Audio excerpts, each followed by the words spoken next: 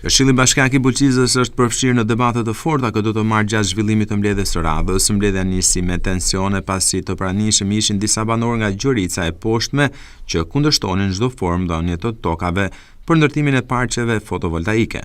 Nga tensionet në sallë dhe moslargimi i banorëve, mbledhja u ndërpre. Banorët vazhdojnë të kërkojnë që të mos lejohet ndërtimi i fotovoltaikëve, pasi dëmton rënd blegtorinë dhe bujqësinë në zonë. Opozita në Këshillin Bashkiak kërkoi shkarkimin e menjëhershëm të sekretarit të Këshillit Bashkiak Klodian Reçi, të akuzuar nga këshilltarët për korrupsion dhe tejkalim të kompetencave në organizimin e dëgjesave publike.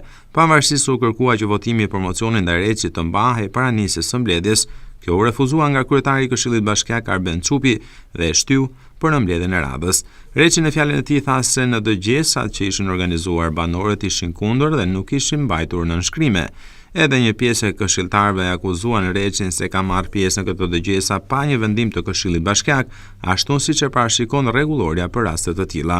Sekretari i Këshillit Bashkiak Bulqizë është parë në çdo dëgjesë publike krah administratës së bashkisë, ku ka paraqitur planin për dhënien me ankan të sipërfaqeve të ndryshme nga fondi pyjor e kullosor në Gjoricë, Martanesh, Lubalesh e Shupenzë.